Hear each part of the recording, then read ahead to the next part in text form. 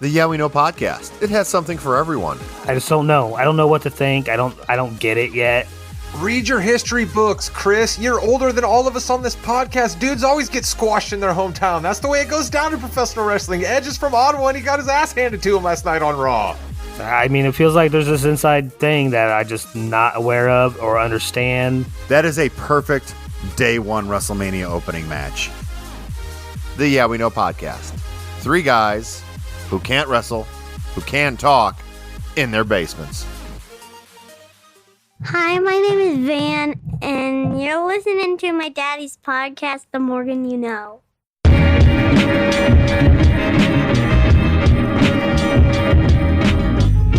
Love the show, and you should check out my buddy Rod Morgan's pod, The Morgan You Know, as I'm confident he's primed to make some waves on the scene. Hello, ladies and gentlemen. Welcome again to the Morgan You Know podcast. I am your host. My name is Rod Morgan.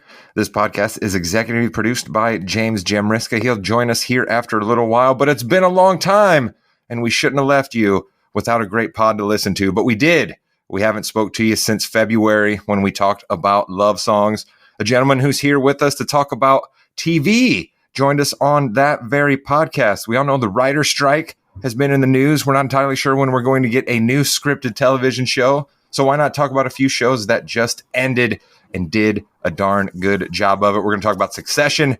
We're going to talk about Ted Lasso. And then the Mrs. Morgan You Know and I are going to touch a few minutes on the marvelous Mrs. Maisel at the end. But that means the Mrs. Morgan You Know is here. And I should probably introduce her by now. She's my co-host in life, and she's my co-host on this podcast. It is Kate Morgan. Kate, hello. Hello. Are you excited to talk about Succession, Ted Lasso, or the marvelous Mrs. Maisel more? I'm excited to talk about all of them. I'm very sad to see all of them end, though. So this is a bittersweet podcast. I'm excited to dive into each of them individually, but they're all going away. They're some of my favorite shows, and especially the marvelous Mrs. Maisel, and we'll get to that at the end. I'm really bummed about Succession, though. Really, really bummed. There's no one likable on the show, and how awesome is that? So I love that. You're bummed that Succession is gone. We're sad to see them go. There's no one likable. Watch me flip both of those to intro our guest joining us. He's nothing but likable. We're happy that he is back to talk series finales with us. He is our resident couch potato. He is Pete Osterman. Pete, hello. Guys, how are we doing? I'm so excited to talk television with you guys. I've been firmly planted on the couch. I'm all caught up. I'm ready I got some takes on Succession. I, for one, am excited that we are starting to see some of these high production, huge popularity shows run their streak in 3-4 seasons and not drag things on forever. Yeah, following the British television model, as we hear so much about, and probably not hard to think that such a British creator decided to go out that way. But I guess the first way I want to start talking about Succession is this. Now that we have seen it end, what ultimately do you think Jesse Armstrong, who I just spoke about there, was trying to say with this show? Mrs. Morgan, you know, I'll start with you a little bit. What do you think Jesse Armstrong was trying to say when we finally had that last fade to credits? happiness is impossible. Completely and totally impossible to achieve as a human being, because if you can see a family who has all of the money in the world and will never run out of money, can always have money, and are only trying to achieve power, but even power isn't making them extremely happy, you're never going to get it either. So you know what? You don't need money. You don't need power. You're never going to be happy. That's what it's about.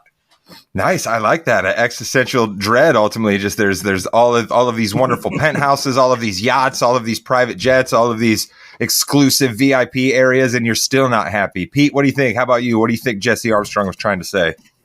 Well, I think like the sexiness, the appeal, the lifestyles of rich and famous, kind of, you know, the big sweeping wide shots that he comes in with some of these, you know, exotic locations. I think he's just trying to show that even the people that are living in the upper crust still struggle for something. And it's whether that's like inner peace or if it's, you know, satisfaction of knowing that they've made a parent proud or something like that. It's the amount of power that we give some of these people and how terrible they are at decision making. And it just kind of shows this whole house of cards that this 24/7 news cycle is created for us. I love that you point out the foibles of how things are actually happening. That's one of the things that I remember taking away the most as this show unfolded over 4 seasons. I'm like, this is how it goes down? I mean, these are like the big halls of power that we hear about, and like these are how these things are made. And the other thing I wonder if Jesse had in his mind with so many of these different plot points and so many of these different stories that played out over the course of the series is the transactional nature of everything, including even love and parental love and marriage and business and all of it, right? Like there was never anybody on Succession who made a move or a play, right? As they basically always referred to it on the show, that didn't think about what they were going to get out of it in the end, right? Even extending to a wife to her husband, even extending to a father to his 3 kids, right? Just the absolute transactional nature of how a lot of folks tend to do their business was one of the chilling things I remember taking away from Succession. And I wonder how much Jesse thought about that when he ultimately decided to craft this show about the halls of the rich and famous and the lifestyles of the rich and famous, as you touched on there, Pete. And then I like what you said there too, Mrs. Morgan, that happiness is not possible. Because like I said, if these people can't be happy, who can? Yeah. So let's talk a little bit about the ultimate ending of the show then. Were we ever rooting for anyone to do essentially anything on this show, Pete? Like what were we hoping for as we were getting to the end of this show? I honestly kind of like was having flashbacks of Game of Thrones where it was like, I know in the next 15 minutes, I'm going to get an answer. Let's hurry up and get to the answer, and I think there was like some folly portrayed there. I think it was just like at the end of it, you knew it was going to be some of these characters that they were leading on that it could be. I thought that the ending, it definitely tried to build up some sort of suspense, but in the end, I really liked how Tom's character evolved into Logan Roy. He became the CEO just by kind of mimicking all the things that Logan would have done. And at the end, I mean, you see that where he pulls in, whether it's Greg or Shiv, he pulls in those people that are the closest to him that have betrayed him, just the same way that Logan would. The same thing Logan did with Kendall and with Shiv. Mrs. Morgan, you and I had spoke about this a little bit before the podcast, so we kind of have the pre-show fist fight, as I like to call it, about this particular topic. So we'll try to bring the listeners in a little bit here. You find the ending for Shiv and the ending of the show believable. I guess I would frame it this way. I find the way it all ended, okay, sure, I believe that, boardroom, power, all of that. But I don't know, the character of Shiv that I thought they laid out for me would not make that play, but you disagree. So I'll give the floor to you. Well, I think before we talk about Shiv, I think that the ending without Shiv is totally believable. Exactly what Pete just said. And I think it was perfect because it's how Logan would have wanted it to end too. He would have wanted a killer to be the person at the end who is mimicking what he is doing and the moves that he has made and still bringing in people who have betrayed him, but who he still loves for some reason anyway, because he has to trust them, not because he totally wants to. It made a lot of sense to me. And so in that regard, I find the ending of Tom taking over is extremely believable. So then when you get to Shiv, I think there's a couple different ways to approach Shiv. Is it her flip-flopping at the very end after she had told Kendall? I find that extremely believable. And that is because Kendall ruined it for himself in that one moment when he went to introduce to the board why they should not complete the deal with Gojo. And he just was so flippant and so egotistical and so full of himself because he's like, I've got this. Of course I do. And he was such an asshole that Shiv needed to see him not be an asshole in that moment because it reminded her of how awful her brother is. He had shown her when they were with their mother and they were, with Roman, that he was likable when they had those childhood kind of moments recreated for them when they were at their mother's house. She found him likable. But in that moment in the boardroom, she finally saw why he was so bad for that role. And so her flip-flopping doesn't surprise me at all. Kendall ruined that for himself. I guess I just wonder how much the Shiv that I was introduced to would completely make. I get what Kate is saying about the way she has to make the move against Kendall, but I think she's also going to know that making that move essentially makes her mother. And she seems to despise everything that her mother is, and she completely 100% becomes her mother at the end of the show. No? Well, here, real quick, I told Rod this. All women become their mothers. Whether we want to or we don't, or we're cognizant of it or we aren't, we become our mothers. So that sort of is what it is. She started to take her mother's side. That might have scared her, recognize the science in her decision making. That's interesting, yeah. But honestly, in that moment, it could have been something. I mean, you would think it might be something maternal, where she's saying, I need to protect this child. And I need to be close to the power or the center of decision making for his future or, her future. But I think it could have easily have come down to she was so petty that she just couldn't let Kendall win. I thought of it that way. That's a good point. Mm-hmm. Yeah, I find that more believable than her even attempting or thinking of the child she is carrying. That did not happen. That did not go through Shiv Roy's mind. That is being very generous. We've seen Roman show his real immaturity, his inability to give the eulogy, his inability to carry out some of the plans post-election night, and I think in that boardroom he just became so. So childish, and it just dawned on him we're not worthy of this. Maybe Dad was, but we're not. Yeah, so I think anytime you go into a series finale of a show, there's an unfair burden placed upon it, right? This is a show that we've spent a lot of time with. These are characters that we have become invested in, even as deplorable, as some of the people on Succession are, and certainly not role models or anyone we would want to model our behaviors after. We still ultimately want to see some sort of a nice bow, right? Some sort of a good wrap up, some sort of a good place to be left off from this world that we spent, knowing that someone is going to be better off for it. We know exactly what they're going to be up to, all of the above. And we didn't get a lot of that in Succession because that's not what the story they were trying to tell. But if I asked you, Pete, who do you think came closest to a happy ending, other than Tom, of course, at the end of Succession? Who do you think it was? I'd have to say Greg. I mean, now who's going to be an assistant? He's going to find us.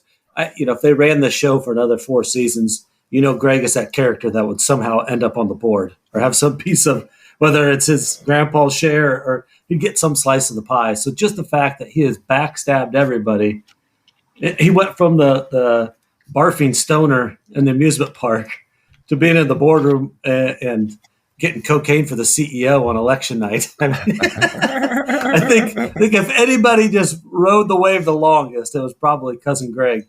I think on some level too, right? The last time we see Roman, he's in a bar and he's ordering a drink and he has a bit of a wry smile on his face, right? And I think that that's meant to portray Rome has realized that this world is not for him. He's not cut out for this world and he's just going to get out of it and try to live his life to be happy the rest of his days. That's sort of how I took Roman. So I'd say the one person who got out of how destructive and how terrible this corporation and this family can be for people at times was Roman. So maybe he got a happy ending. Kate, what do you think of that? There are 3, Jerry, Frank, and Carl. All of them saw everything happening and get to walk away. They get to go live the rest of their lives with a huge severance package. Carl gets to go in on that timeshare with his brother-in-law. Jerry gets to walk away and say, I will never not get money from you because I have this huge, huge, huge piece of information and you can never take me down. You will never stop paying me.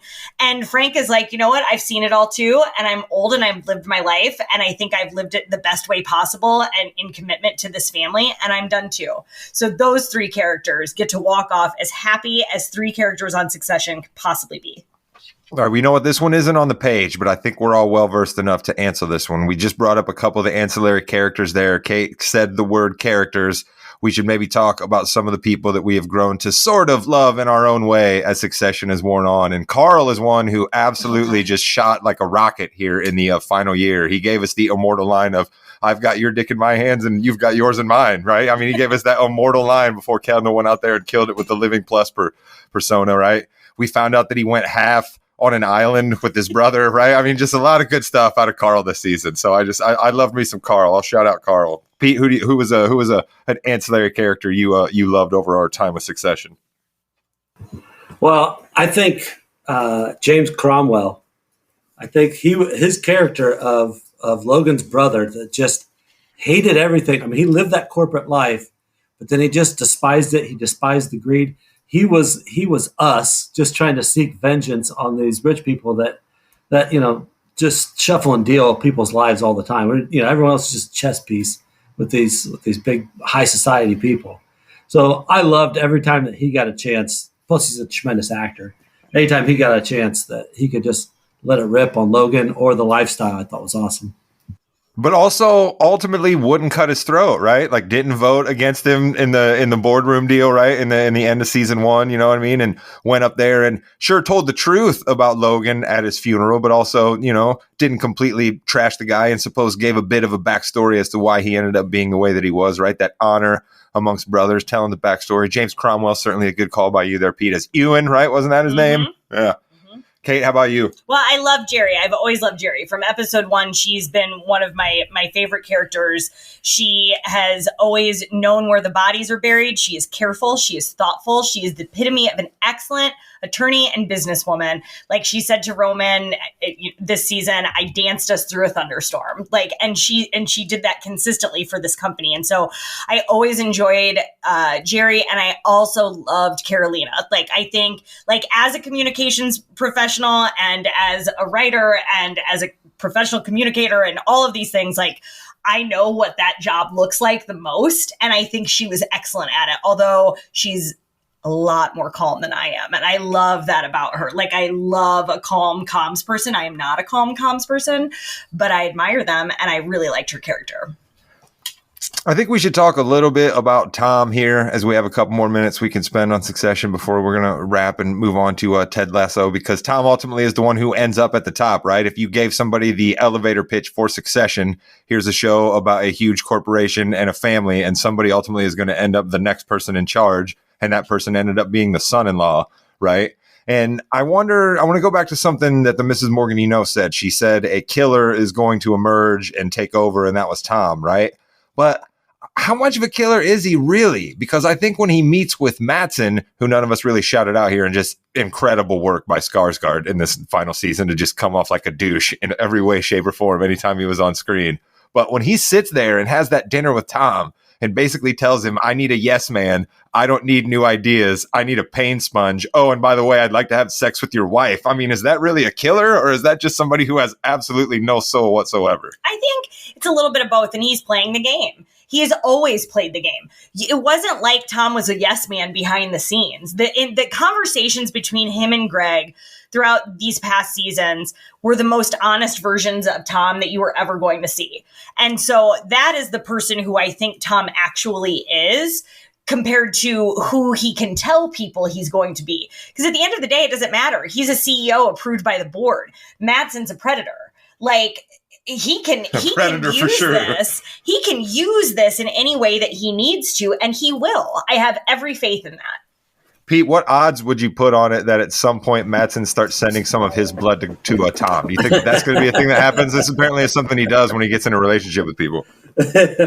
No, I think Wamsgams, that dinner where he essentially gets cucked. He's like, hey, I think your wife wants to hook up with me, and I think I could do it if I wanted to.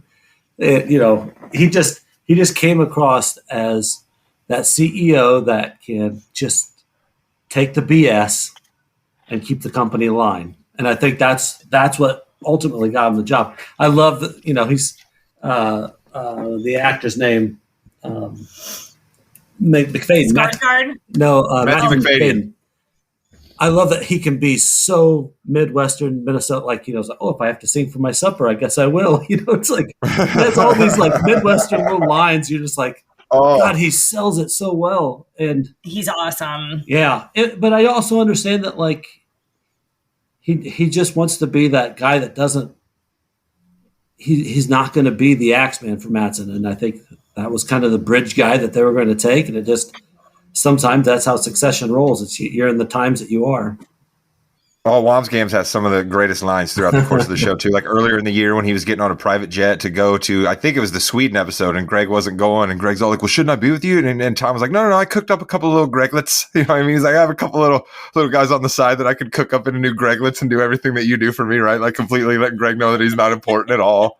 And he just, when him and Greg are fighting in the bathroom, right? And Greg actually fights back for the first time ever a little bit, the worst fight in recorded television history. Just so much great stuff between the Disgusting Brothers. Just, you basically have to shout out those guys as the most enjoyable part of the show. Because certainly when we saw Tom at the beginning of the show, he was a bit of our POV character, right? Here's somebody from the Midwest. Here's somebody that's not born of money. You know what I mean? Like all of these different things. And so to see him end up on top was cool. But I also don't think Jesse Armstrong was saying, you kids, if you work hard, can get to the top like Tom did. I ultimately don't think that's what he was saying.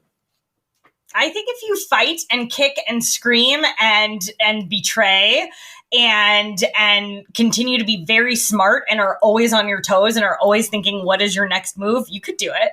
You just have to have a certain kind of ugliness about you in order to get there. And that's the hard part. Because all of these characters on Succession, as much as we loved the show, are ugly human beings. And that makes us happy. It makes us feel better. So even though they're saying happiness is impossible, we can still be happy knowing that we're better human beings.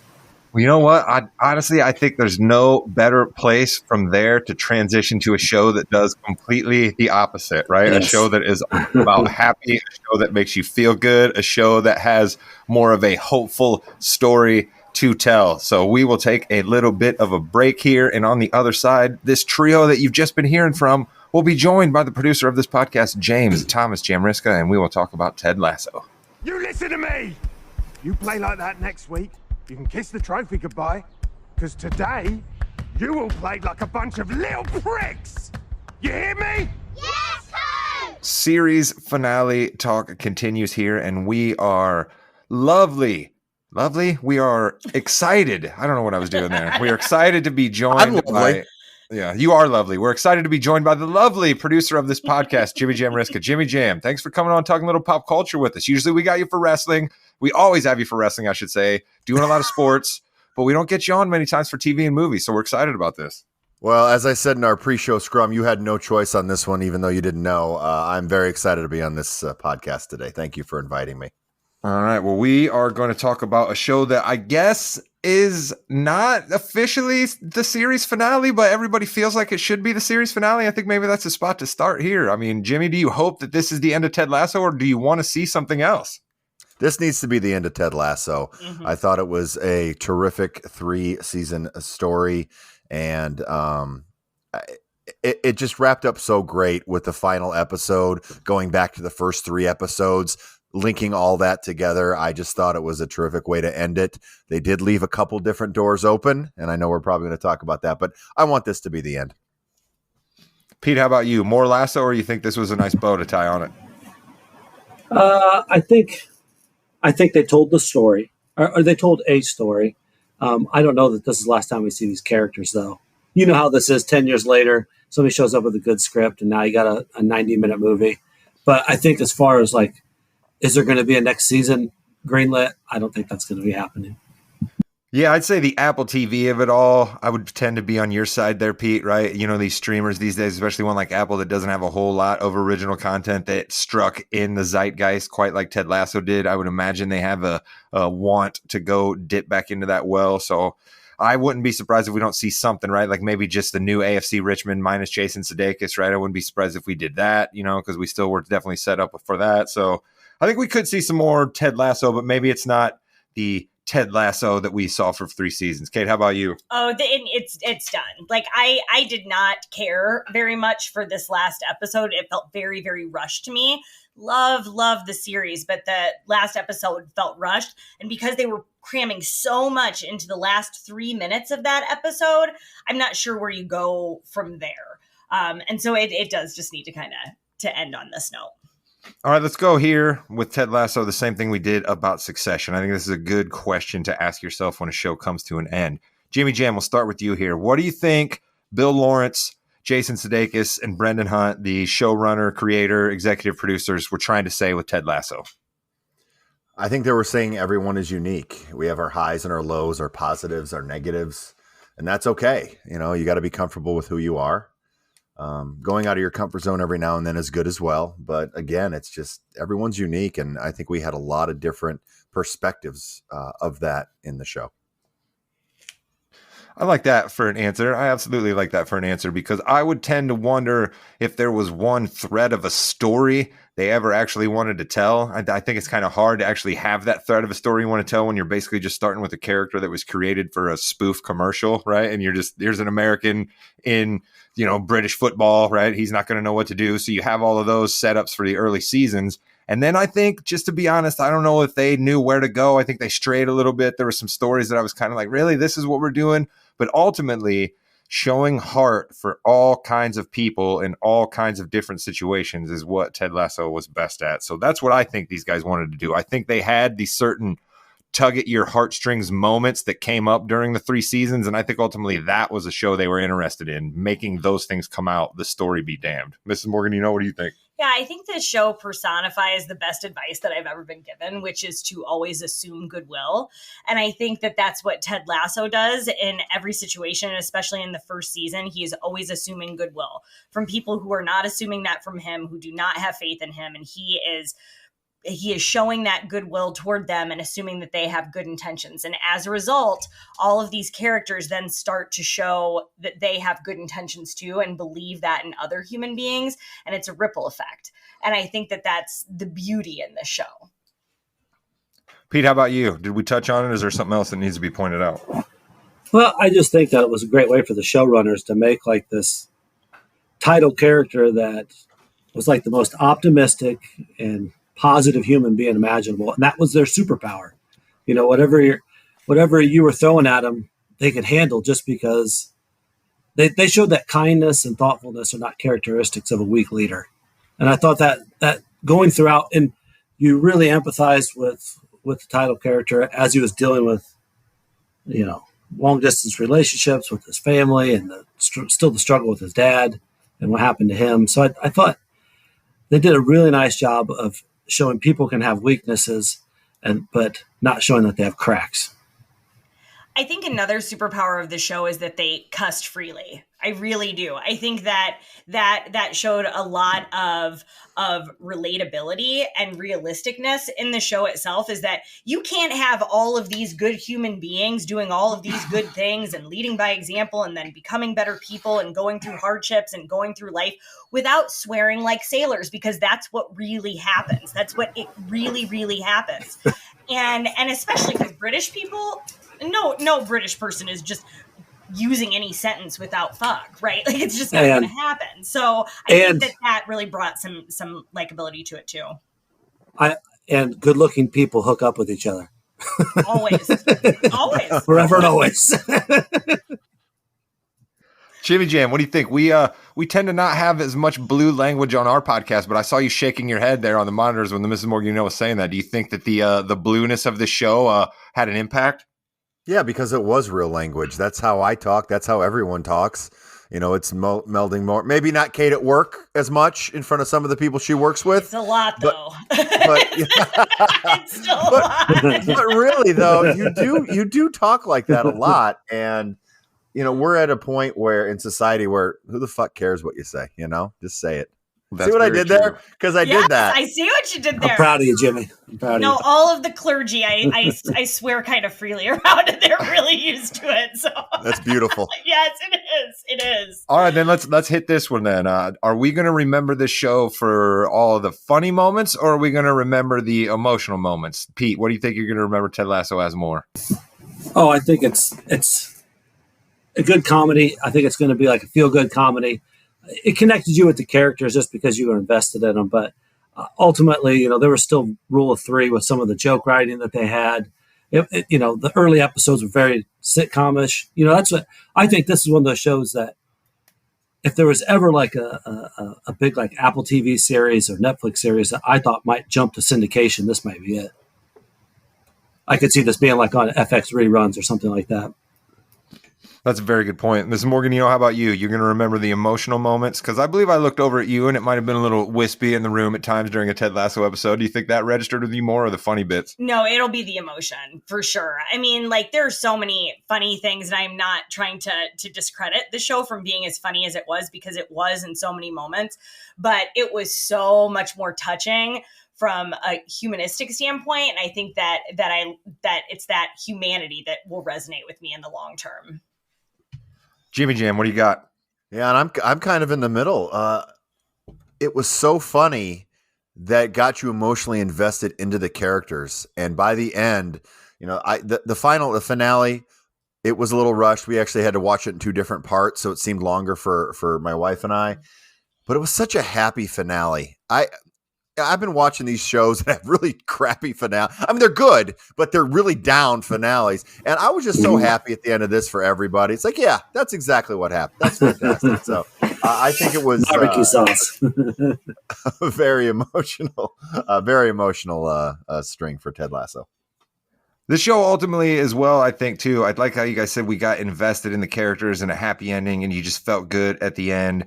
We'll leave a question I have about the ending for a little bit yet, but who are some of our characters that we just grew to love, right? Because I love how we pointed out, right, at the beginning of the show, Rebecca's essentially a villain, right? She's working against Ted Lasso, right? She hires a feeble moron because she wants the team it's Major League, essentially. She's Rachel Phelps, only with the British accent, you know what I mean? So she's trying to do that whole number. Then we have Roy Kent, who's not necessarily the most likable guy. Jamie Tart, complete douche, you know what I mean? Nate, we love Nate, works his way up to an assistant coach, but then we hate Nate because he rips up the believe sign, goes off to the bad guys, right? And so who's your favorite character on Ted Lasso? Because I think ultimately whether this show was emotional or funny, it was only either because its characters were so great. I think that's hard because they all did show so much good growth. Like, that's what makes you fall in love with characters, is when you see how much they grow, and they all grew in their own individual ways. I think the character that I fell in love with most is probably Roy Kent. Usually I'd go with a woman, but with him, I just felt like there was such an evolution of just being this hard ass and like, this is my persona and this is who I am. And then this transition into who he needs to be as an adult and as a non-soccer player, and then who he needs to be as a man in a relationship and to his family. And I just, and so there was a lot of, I think just some of his lines were some of the funniest too. Like, they were just undercover funny in this gruff way that he did so well. So I really enjoyed Roy Kent. Roy Kent definitely gave many of the laughs along. Jimmy, and this is Morgan, is right that there's so many characters to choose from. So, I mean, if you want to holler out a couple here, that's fine. But, this is our spot to talk about the non-Ted Lasso members of the cast. The word evolution was used, and I think that's a terrific word because it's not wrestling, Jimmy. All right, I know that's why you wanted to hear evolution. That's why your mind tripped. Damn right.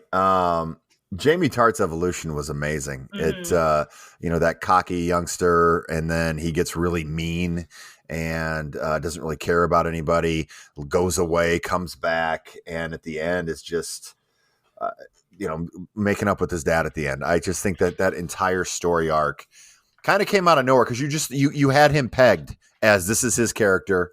Yeah, he might get better, and he might make a pass one game, and someone else will score a goal. But they really did go the full way with that. I love that. I don't want to take anything away from Pete, but I do want to shout out Rebecca as well. Holy cow! What great writing! Hannah Waddingham is just fantastic in that role. She's going to be in a lot more. I mean, she's been in a lot more since, but she's continuous. She was one of my favorite actors in this show. Yeah, I think the themes that they are able to get out there through Rebecca's character are absolutely amazing, right? A show that at its heart, again, is about a goofy soccer coach. All of the different, not to steal the Mrs. Morgan angle here, but all the different angles that come out for women there for Rebecca is absolutely got to be a hallmark of the show for sure. Pete, how about you? Who do you got for us? Like as far as like a wild card that I just enjoyed when I saw him in the frame was Coach Beard. He was just so random. He would drop nuggets of knowledge, but then he could give that straight face, and you're like, well, he's deep thinking, or he's pissed, or we'd have the same face, but you could get different emotions out of it. I thought he was Walsh a great wild absolutely card. A better guitarist than Jimmy Page. All right, I agree with Beard on that. It's insane. Yeah, hot take there. Hot take from Coach. Remember, when he came back from they had their trip over to Amsterdam, and he just shows up out of his van. I mean, that was classic Coach Beard. But for me, where my heart is, that the character that I really loved his one-liners, or whenever he was in the Diamond Dogs, he always dropped the biggest nuggets of knowledge. And that was Higgins. I loved Higgins as he was. What did he say? you keep asking for help and accepting it when you can, and you just are always moving towards better. It was like, gosh, what if you could just encapsulate the show into one phrase? It was a Higgins bomb. Mm-hmm. He was a smart, wonderful, beautiful character. The best we can do is keep asking for help and accepting it when you can. And if you keep on doing that, you'll always be moving towards better. I mean, that's just, I remember looking over at the Mrs. Morgan, essentially right there. And I was like, dude, seniors should be writing that in yearbooks if those are still a thing that people have. I know. Stop writing, stay cool. Did you all point to him like everyone in the scene did as well? Because, yep, that's it right there. Yeah. That's the one. That's it. One other that I want to throw out, because we haven't said anything about her, is Keely. I think that there was a serious transformation from Keely, who did not have an identity as an individual or as anything else other Jamie than Tartt's girlfriend, as a soccer player, football player's girlfriend, right? Like that's who she was. And to see her grow and to see the relationship between her and Rebecca grow into one of mentorship and support, I think is very, very meaningful. I said that toward the end of the first season, that I loved that that's where that was heading, because you so often just see women at each other's throats, and like a lot of times it doesn't exist that way. It exists in this like, I love you for who you are, and because I've learned all of these lessons, I'm going to support you. And I think that that's just beautiful. So their relationship was a highlight for me too. To get more into the nuts and bolts here of the ending, right? I think that Rebecca's character gets brought home with the fact that she realizes she can't sell the team, right? That her investment and what she's done for those people of AFC Richmond and their fans over the last couple of years and what it's meant to her, she can't possibly give that up. So I loved her decision of, and let's sell it. And then to the fans, right? Let me get some money, but let the fans have some ownership in this. So I thought that was a great ending there. Let me ask you guys all this specific question. We get Ted's happy place being at home, and we get him coaching his son in soccer. And then we go to the stands a couple of different times, and we see the ex-Mrs. Lasso, but we do not see the douchebag boyfriend sitting there. Are they trying to tell us that Ted might be getting back together with his wife? We'll start with my wife on that question. Mrs. Morgan, This is one of the problems I had with the ending, was how rushed all of that was. And you can't do that kind of rushing playing a Cat Stevens songs either. Like, can I just say, like, you can't just like take us with one of the saddest songs and most meaningful songs and then be like, oh, and then here's this, and then here's this nugget, and you discern from it what you will. No. That is your job, series finale. Your job to like close these loops and tie these bows. And I would have liked to know, like, I think we are supposed to assume that they're maybe together, or at least that man is no longer in the picture, which, by the way, is just so highly unprofessional from a therapist. I could never get over that. I'm like, what the hell? This dude is just seeing one of his patients now who he was counseling through marriage. You're an asshole. I don't see anything wrong with that. Oh, it's fine. Nothing to see here. Move along. So yes, all of those little problems in that storyline in and of itself, but I think we're just supposed to at least think he's no longer around. Yeah, Jimmy Jam. The suitcase was weird, because why are you taking your suitcase to your ex-wife's house from the airport? But again, he's coming from the airport, wants to see his kid. I can see that too. I'm hoping that it was just, hey, douchebag is gone, because if you really love somebody, you're not going to mock what they love, and you're not going to mock someone who they love as much as he did during that. And that was a good job of showing he doesn't really care. He's not that good of a guy, obviously, because, therapist, dating patient, not a good guy. So I think it was just, hey, they're back, they're working things out. But it's just like friends. I don't put it together. I did sort of like, as much as we're supposed to not like the boyfriend, and you're right that he shouldn't be making fun of something that his girlfriend at the time means something to her, but I did like that he was kind of the stand-in for American soccer fan. Basically, I'll call myself out here like myself. It's basically like, oh, geez, here we go. 0-0, 1-0. Man, this is some exciting stuff here. So I did sort of like that call out there. I didn't say he was wrong. But you're exactly right. That when you care about someone, if let's say I really loved soccer, thank God you don't. Wouldn't sit there and make fun of me or make fun of what's on the screen, especially if it was a thing that me and Van loved, like me and my child both love this, and you're just making fun of us for liking this and making fun of the sport. You don't do that to someone you love. So fuck that guy. Yeah. All right, let me ask you guys another question, right? Again, I think I made reference to the fact that I think their story meandered a little bit and we had some craziness, you know what I mean? I enjoyed a lot of what they did with Sam, right? I enjoyed the Colin storyline, right? I enjoyed some Trent Krim, right? All of those at times seemed a little forced, right? And it was a little kind of heavy-handed, some of the stuff that involved there, but ultimately good sentiments to come out. My issue, the biggest one, is Nate, okay?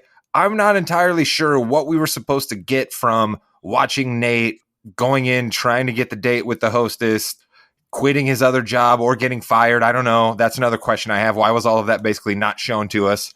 And then my thought is, if he's going to leave AFC Richmond in the way that he does, he should only come back as the head coach of the other team. And then if he's not that anymore, we don't need to follow him any longer. So I sort of had a problem with that. What do you guys think about the whole Nate of it all in the final season?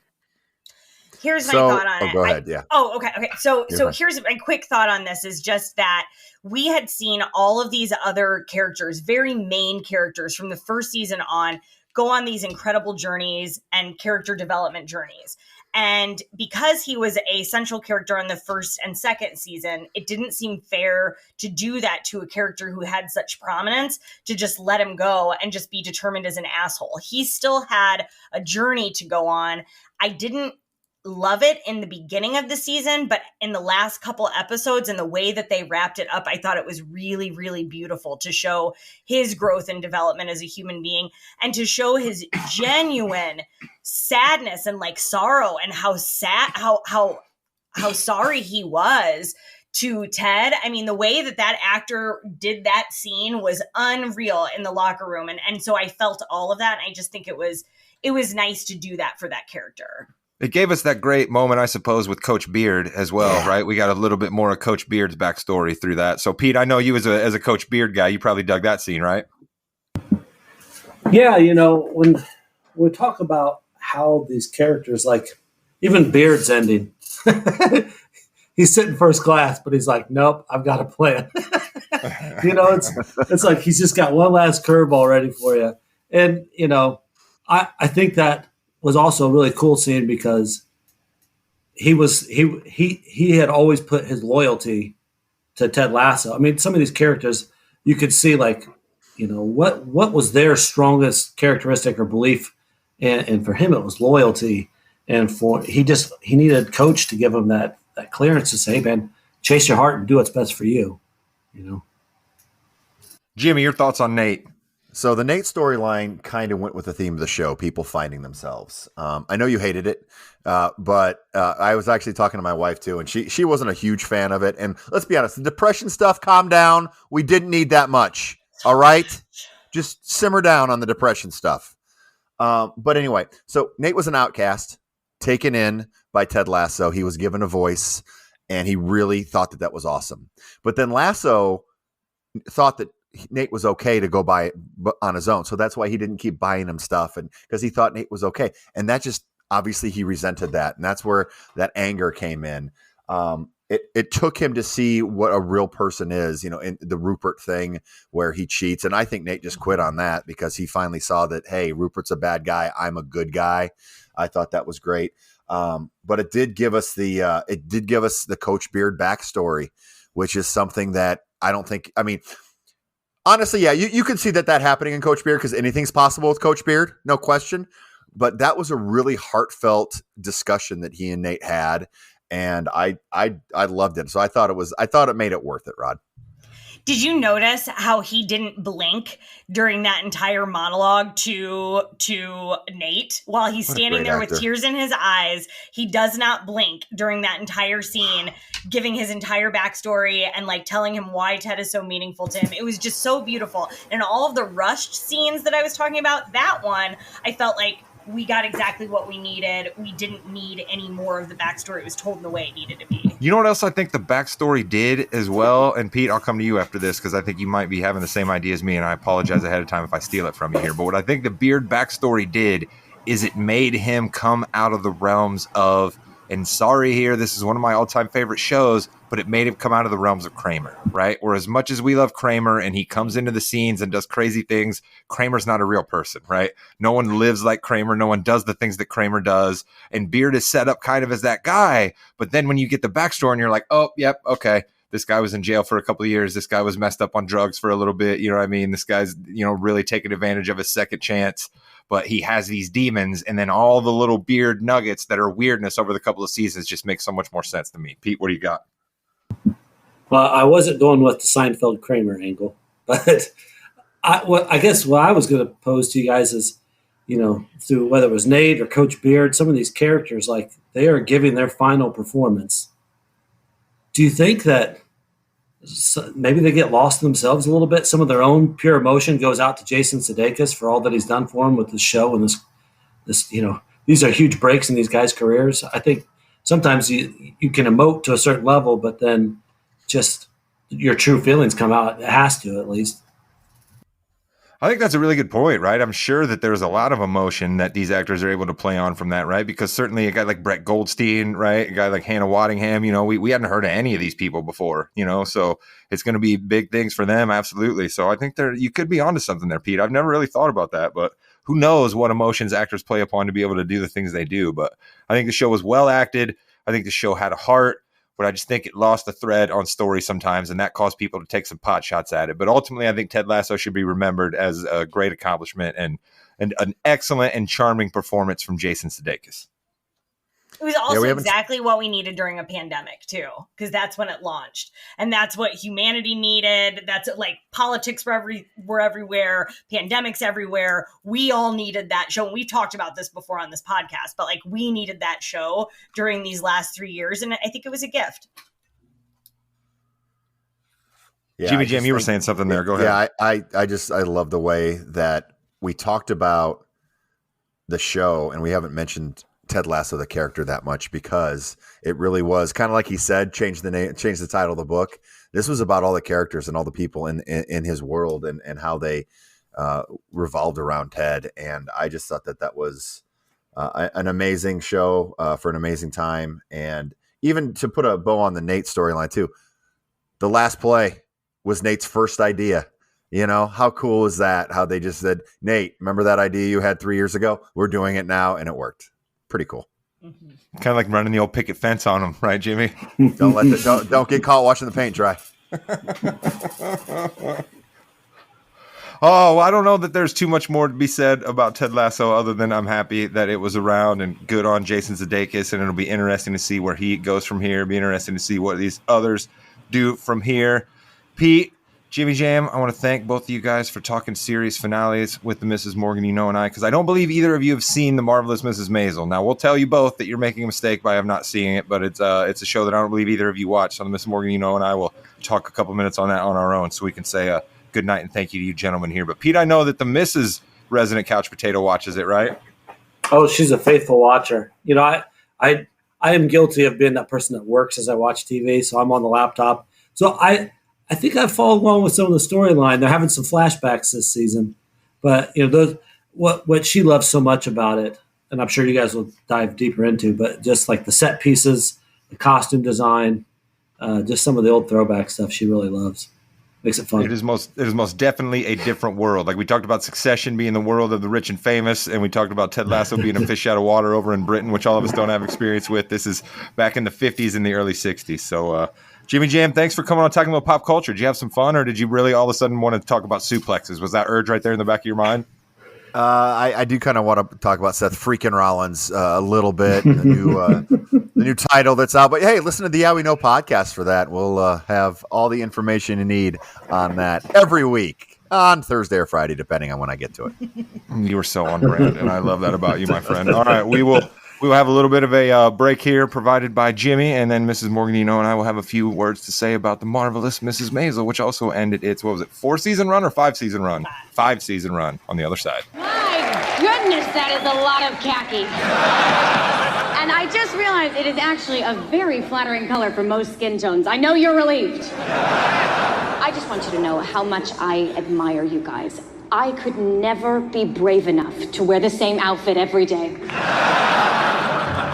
All right, we saved a little treat for the end here, just the Mrs. Morgan, and I together to talk about a show that I think when it first started off, it had a big, shiny, glitzy platform and a name out there, just like the two shows we spoke about before, Succession and Ted Lasso. But I think, unfortunately, it fell out of favor a little bit, being on Amazon Prime. It kind of went out being not watched by as many people in its 4th and 5th seasons. And Kate and I think that's a shame. And we think there's a few of you out there that agree. So we thought it was proper to spend a couple minutes on it since it just wrapped up its 5th season. So I'll start with you, Mrs. Morgan. How did you feel when The Marvelous Mrs. Maisel came to an end? I felt very fulfilled. I felt like I really loved this ending. I loved this last season. I like how the show is able to tell a long storyline and many stories that are going to take place in the future into these episodes and weave them in these very, very smart ways and give us closure on a lot of these characters' lives. So I felt fulfilled and I felt very grateful. I would say that I thought that this was a proper payoff to a show, right? I think that it gave us enough little nuggets about the ultimate success that the Mrs. Maisel reached, right? It gave us a flashback all the way to 2005 and other times and things that she did, right? We found out that Susie, her manager, became a big time success. Those were all fun things. But I think ultimately her doing a set on a television show and it being that funny was a great place to end. Because the best set that Midge ever did, possibly prior to that one, was the set she did that got everybody to notice her in the first place. And I believe the pilot episode, right? There were times throughout where she was supposed to be doing sets that were good. And a couple of times I remember myself, I don't know. And that ultimately is what's tough about a show like this. To write jokes that are funny, that's on top of writing characters that have depth and storylines that people want to follow becomes tough. And I think it lost that thread a little bit. But a thread it never lost was phenomenal acting. There's too many to almost shout out on the show, but I'll have you start. Well, it's phenomenal acting and it's even more phenomenal writing. So before I forget, you mentioned the writer's strike in the beginning. Pay writers what they deserve because they're worth it. And I think The Marvelous Mrs. Maisel proved that. The wonderful Amy Sherman Palladino. I'll go ahead and call her out here. She's won Emmys before. Used to do the Gilmore Girls for any folks out there that was a big fan of that show. So she's an experience. Now, one thing I will say, you don't think she gets a little too, right? Like Aaron Sorkin-y, right? You don't think she gets a little too wordy? I think that's maybe the one slight pushback she gets sometimes. Oh, perhaps, but it doesn't bother me, right? That could just be your cup of tea or not your cup of tea. For me, it is mine. And I am also a serious lover of Aaron Sorkin. So the wordiness doesn't bother me. And so I won't slight it for that. But I think these characters are so well developed because of the writing and then the acting, yes, of course, on top of that. I would hang out with any of these human beings. I think they are all so likable and so quirky and so interesting in their own right outside of the role that they play in Midge's life that they're wonderful, right? Her parents are wonderful. Her in-laws are wonderful. Her ex-husband. I mean, her manager, Susie, is phenomenal. So I just really enjoy all of them and I love their quick banter. And I think that's what makes this show so great. All right, then you know what? I probably should have started with this like we did on the other two shows. What do you think that Amy Sherman Palladino, as I just shouted out there, and I believe her husband also is a co-creator. What do you think they were trying to say with the show Marvelous Mrs. Maisel? Do you think female empowerment ultimately was their goal, or do you think it was something else? I think it was female empowerment and the things that women are able to do and that progression of women through the years. Like you said, this show started in the 50s and it takes us through Midge's life and various facets of it from the 50s through 2005 and what her career looked like and what those obstacles looked like, especially in the late 50s, early 60s for a woman. It's unreal. And she, says it at one point in her last stand-up act, like, I'm doing things that my mother and my grandmother never would have done. And I think that there's a lot of beauty in that. I also think a huge message of the show that was really embodied in this final season was one of friendship. And that is the friendship between Midge and Susie and how important that friendship and that bond was to Midge's success and to Susie's success too. Without one another, it was not going to work. And they both knew it. And I think that that just says a lot about the power of female relationships.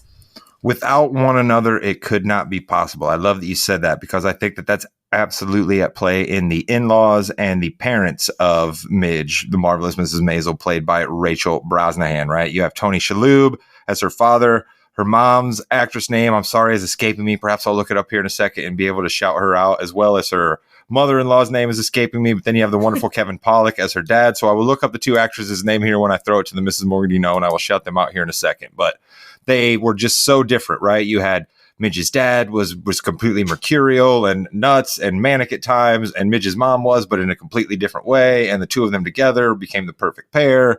And Moish and Shirley were both loud and obnoxious, but they loved each other very, very much. And there was just great acting out of all of them. So love that. Well, it's a relational show. It's all about those relationships too. So not just Midge and Susie and what their relationship and their friendship looked like, but you're right. The friendships and the relationships between these other tertiary characters, secondary and tertiary characters who were so important to making Midge who she is and giving her the fodder and the storylines that she could then communicate in her act.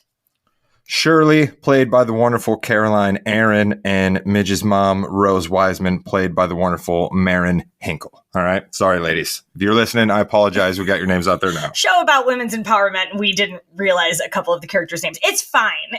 That's just bad podcast hosting by me. I didn't have the IMDb or some notes up in front of me, so I apologize about that. Let's talk a little bit about, you said Susie there, Alex Borstein. I think she's another sort of breakout here, right? Alex Borstein's been around. She did a voice on The Family Guy. She was on Mad TV. She's been a stand-up comic. She's got a stand-up special, so to speak, on Amazon Prime now. But I was blown away by Alex Borstein. Her force and her wit and her acerbiqueness, but always at the same time, the heart that still was on display. I was just amazed by Alex Borstein as Susie. I think what it shows is that you can be her character shows is you can be a tough as nails woman and still have the sincerity inside you and the advocacy inside of you to be a smart business person. And she did that, because I don't think that you can just be powerful and angry and all of these characteristics that are her without having that sincerity. And you see it when she looks at Midge, and you see it when she advocates for Midge, and you see it when she does that for some of her other clients in this last season too. Or when you see when she's having the great roast episode, which by the way is a fabulous episode of TV, just fabulous concept, fabulously written, well acted, so many great guest stars that pop in there. And the other part you get about her heart, Susie's heart, is her roommate from the first or second season, who then dies on the show, is someone she continues to live on through this fund and this scholarship thing and this honorary deal that they do for Jackie at all times. And then that's when you're like, oh, all right, yeah, Susie definitely does have a heart of gold, even though she's completely cutting people off at the knees every time you turn around. The roast episode in season 5 is one of the best episodes of television I've ever seen in my life. And I stand by that. I couldn't believe what we had watched when it ended. Like, it was just so smart. It tells decades of stories. It's got some Forrest Gump qualities to it a little bit, right? Where they're kind of like they're retelling some Hollywood fables in their own little way, and Susie was involved in them, and it's really, really good stuff. Decades of stories within 1 hour of television, and it was brilliant. I kind of get the feeling like maybe Amy Sherman Palladino and her staff would have liked to go on a little bit longer, but the costume designing and the set pieces and doing a period piece, all that stuff costs just so much money. And in the streaming world, it's so hard to get eyes that I think at some point the Amazon bean counters, right, with so many people losing their jobs at Amazon, we're like, we can't be spending this much money anymore. But I think they had more story to tell, and that was a sharp, witty way to get a lot of that out without just bad exposition or just weird flashbacks that didn't make sense. Or flash forwards even, which also can get really, really confusing on shows sometimes. So ultimately, I think I will remember Tony Shalhoub the most, though. I want to shout him out here a little bit before we wrap up. I thought he was absolutely wonderful, and I thought there's a scene where he goes out to what seems like a throwaway dinner with one of his colleagues at the Village Voice, a place he works at in the 5th season as a theater critic, and a few other people. And they're meant to sit and conversate and talk about intelligent things, right? And drink scotch and be men, right? They're talking about that at the beginning. And then all of a sudden, Abe Weissman, Tony Shalhoub's character, is overcome by how proud he feels for his daughter, and how he realizes that he has made a journey on what he expects from his daughter and what he actually knows she's capable of, right? And he does it in an introspective way, right? He realizes that he's the one that placed all of these things on his daughter, and that society places all these things on his daughter, and perhaps that was wrong, and he should have been more supporting her and trying to help her achieve her dream that she went out and did anyway. And it's the closest I ever came to crying a little bit during that show, because it was just wonderfully acted, wonderfully written, and a great sentiment. Yep, I love that scene. But I also love, I think another character that I have come away with the show adoring is her mother, is Rose Weissman. And the journey that she takes, I think, in the second season and saying, I've had enough of all of this mess. All of you people are messy. I'm moving to Paris.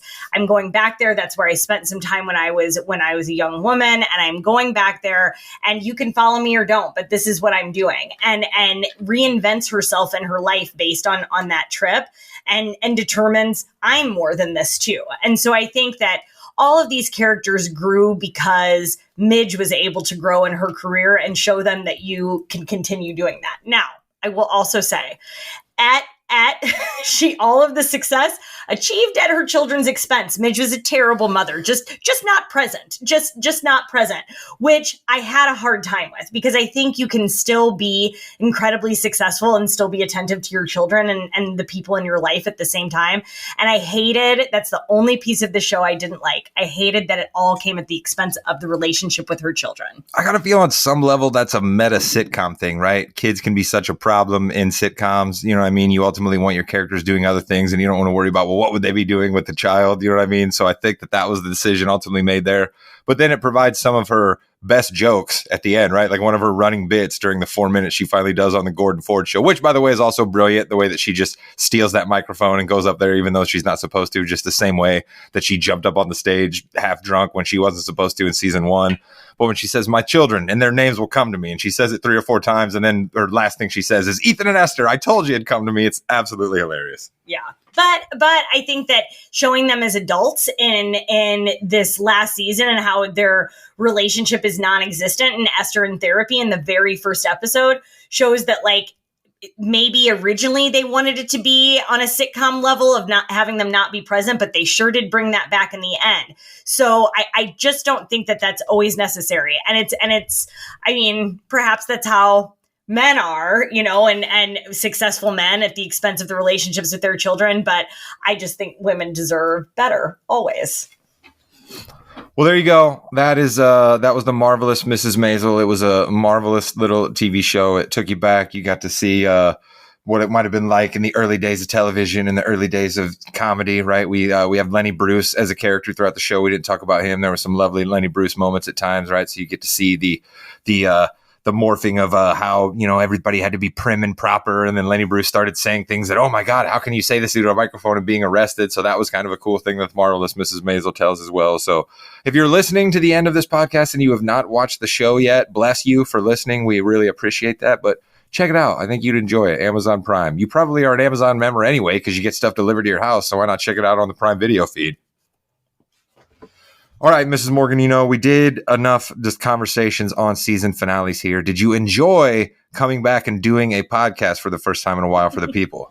I definitely did. Although I'm sad, again, to see all of these shows ending. So we'll have to pick up some new ones to talk about. But I believe we are going to make a promise to you, the Morgan You Know Nation, right? This episode will come out for you at the beginning of June, all right? We will have another Morgan You Know drop in the beginning of July. All right. We've got something we've been cooking up for a little while.